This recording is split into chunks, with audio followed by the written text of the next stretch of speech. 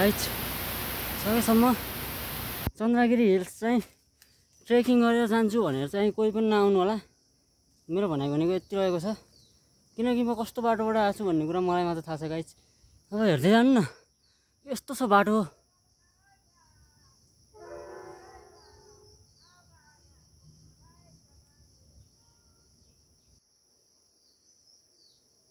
जानी चाहिँ कसरी हो अत्तो अत्तो लाउन सकेको छैन मैले गाइज। बाटो यस्तो छ, कसरी जाने हो खोइ। हिँड्दैछु, सकेसम्म बरु पैसाको लोभ नगर्नु होला। मैले तपाईँलाई अब कस्तो हुँदो रहेछ त हिँडेर जाँदाखेरि भनेर देखाउनलाई मात्रै भिडियो बनाउनको लागि मात्र यत्रो तपाईँहरूको लागि दुःख गरेको हो। यो लास्टै गाह्रो भनौँ न, लास्टै गाह्रो के। कोही छैन यस्तो बिसाम्ला रोकम्ला भन्ने यस्तो ठाउँै छैन क्या। जता हेऱ्यो भिरै भिर भिरै भिर, उकालो उकालो यस्तो ढुङ्गा छ, चट्टान छ, हेर्नु न। बाटो छँदै छैन कि, समातेर जाम्ला भन्ने केही आशै छैन क्या। त्यही भएर सकेसम्म ट्रेकिङ गरेर चन्द्रगिरी हिल्स जान्छु भन्नुहुन्छ भने गाइड राखेर जानुहोस् मेरो विचारमा है। अब त्यो म एक्लै गएर नै सक्छु, चन्द्रगिरी त कहाँ हो र कुन हो र भन्नेहरूको लागि चाहिँ यो भिडियो चाहिँ हेर्नु होला है।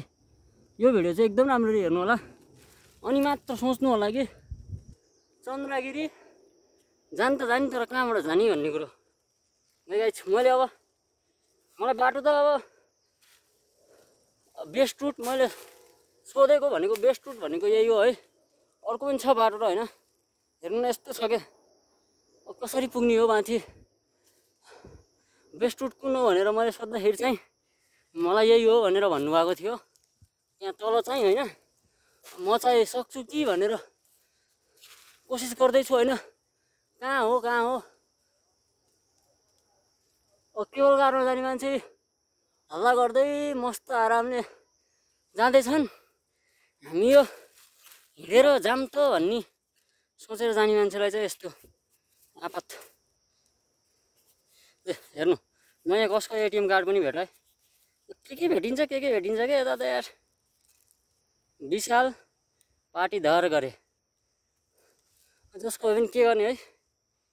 कसैले चिन्नु भएको छ भने ट्रेकिङमा ल आउँदाखेरि मैले यहाँ राखिदिएको छु, कसैले भेटाउनु छ भने लग्नु होला कि म आफै लगाउँ गाइज होइन। मलाई पिनकोड त थाहा छैन, अब गोजीमा राख्छु होइन। अब यहाँदेखि जान्छु कि अरे म माथि होइन, मलाई लग्दैन भयो। बाटोमा यस्तरी भेटाएको चिज नलग्नु होला, के थाहा जे पनि हुनसक्छ होइन। त्यही भएर यो बाटोमा भेटाएको चिज छ्यापछुप पार्ने लग्ने चाहिँ नगर्नु होला। बाटो चाहिँ हेर्दै डरलाग्दो, ओहो किन आएछु म भन्ने भइरहेको छ। अब यस्तो छ कि बाटो नि यार के हो के अचम्म लाग्दो यार। तल हेऱ्यो लगाइछु म, अब मैले भन्ने कुरा यही हो होइन। म हिँड्दैछु, अब माथि पुग्छु भने माथि पुगेर तपाईँलाई देखाउँछु दृश्य। अब फेरि तल आउने बेलामा चाहिँ म पनि केवल कारमै आउँछु होला सायद। ट्रेकिङ गरेर चाहिँ म सक्दिनँ होला जस्तो लागिरहेको मलाई। यति हिँड्दा नै हालत खराब भइसक्यो, कति चाहिँ हिँड्ने कि यार अझै। ओके गाइज माथि मैले के चाहिँ देखिरहेको छु।